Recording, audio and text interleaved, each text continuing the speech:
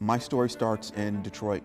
One of four, the only boy, two older, one younger sisters. I grew up with a sense of patience and a knowledge of how to negotiate from a very early age.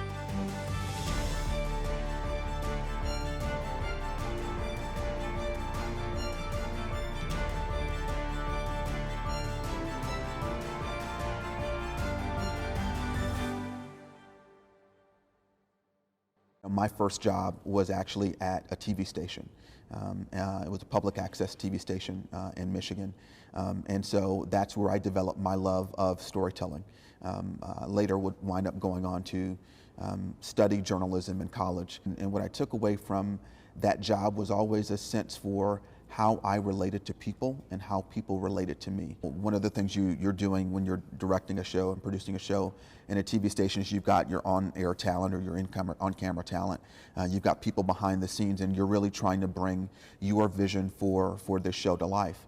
And I recall getting very frustrated with members of my crew at one time, and I kind of barked at them, if you will. And Dwight Matlock, who was one of my early mentors and my first boss, set me down and he had a conversation with me.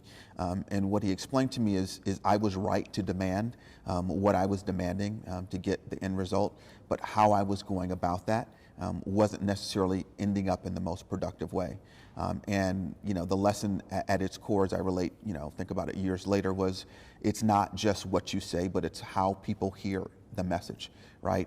And what do people need to hear at that time? Do they need to hear criticism at that time? Do they need to hear encouragement? How can your tone, how can your inflection, how can you have a group conversation versus a one-on-one conversation really make a difference in getting the most out of what at the time was a group of teenagers, right? And that's something that's always stuck with me. And I think now, being in the field of communications, being deliberate in your words, in your actions, it is always stuck with me of how do people feel in a moment. Because when they feel like they want to deliver for you and for a cause that they care about, they'll do just about anything. But even when you're right, if you don't make people feel appreciated, valued for what they're bringing to the table, you're not going to get very far. The other skill that I think is really important is what I call learning to read the room, right? And at the simplest way, it is when you are presenting to different groups, really paying attention to the small cues that let you know whether your audience is with you or whether they're ready for you to move on, right? And it can be especially stressful for when you are a junior person and you're presenting to senior management and you have poured over all of your slides, you've poured over your presentation, and you are putting down your head and you're saying, I'm going to let senior manager XYZ know that I've thought through it and I've done it, right? And what sometimes you become so focused in delivering your message that you're not reading how it's been received. Right? I coach people all the time, and sometimes you're presenting to a senior manager and they're looking at you and they say, got it. That means you stop talking and move on to the next point, right? That means you look at their body language and you understand with them when they're nodding with you, when they're pausing. But all of those little cues are really important because, again, many times people are not just assessing the specific recommendation that is in front of them. They're assessing how you approach a problem, your ability to communicate, your ability to bring people along to your point of view, recognizing that they are constantly looking for who is the next division leader, who's the next person to promote. So these engagements are incredibly important.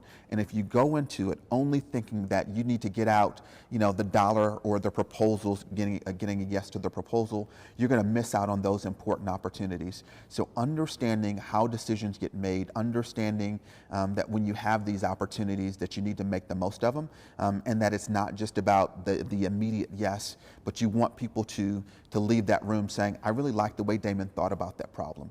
Because when the next big hairy problem comes along, I want them to pick up the phone and call me to be the guy that's on the team again. One of the things I do whenever I start an engagement, particularly those that have a larger group or particularly a more senior group, is you have to get feedback before the end of your message, right? So I start in saying, hey, here's what I want to do. Here's what I walked in this room. Here's what I've prepared. Does this meet your need? Or is there a different way that you want to spend the time today? And that happens sometimes with a bit of risk because people can say, no, what I really want to talk about is X, Y, Z.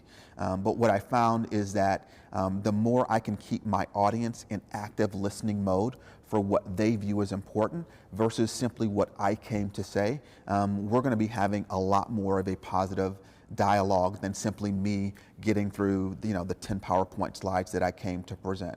I'm looking at body language. I'm looking at how often are they looking at me versus how often are they looking at the screen or looking down at their phone or their computer or whatever habit may be.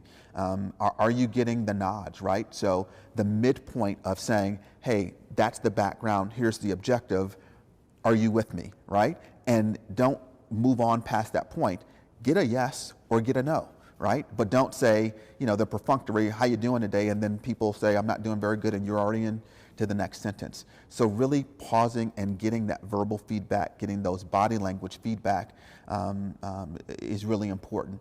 The other thing that I oftentimes do is I ask people very specifically, particularly when you're in a group, I said, hey, Mark, I need you to be my eyes and ears in this meeting. If at any point you sense that other people in the room are not with me or that I've skipped past an important point, will you do me a favor and just raise your hand and say, hey, Damon, can you just double click right there, right? So much of what we do, we think that the burden is all on us when we're communicating, when in fact the people in the audience are just as vested in having a good use of their time as well. So enroll people, ask for the feedback, ask for their active participation, welcome sometimes some of the interruptions, and if it's not what you want to, where you want to go at that time, you thank them. You say, hey, thank you. I'm going to come back to that at the end, but that's an important question that I promise I get back to, right? But demonstrating that you are audience-centric, that it is as much their time to get as much from you as it is much your time to present to them is a really important, I think, reframe for how to have an effective engagement. I do think that there are people who are born great communicators. I think they are naturally listeners. I think they're gifted with an amazing sense of empathy, and I think they pour into this as a true life skill, and they recognize it is important that what people hear, not just what you say. But I also believe that everyone can become a much stronger and a much more effective communicator if they take the time to properly prepare for the engagements. The single biggest mistake that I see people make is they are overconfident in what is in their head, and they spend so much time getting the knowledge in their head, and they spend not enough time figuring out how that knowledge comes out. Really being able to diversify your communication style according to the audience. I know of all of the members of my C-suite who needs to be talked to versus PowerPoint, who prefers a 15-minute conversation, who's best in the morning, who's best in the evening. All of those things, while you might sit back and say, well, that's not my responsibility, it actually is. It is your responsibility, because to the degree that you walk away from that having your mission accomplished or not accomplished, can be a make or break decision. So really being deliberate in how you communicate, and in frankly getting your communication skills to be top notch, because you're asking for feedback and that you're going to work on these things time and time again.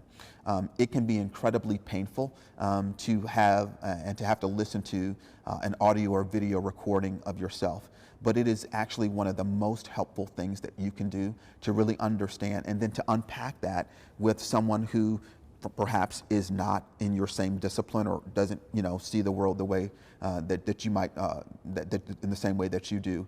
Those things, just investing the time to understand what you're good at and then setting yourself up to communicate in that successful way, right? All of those things are really, really important, and they're not to be glossed over because they make or break your ability to be seen as an effective leader, not just an effective communicator.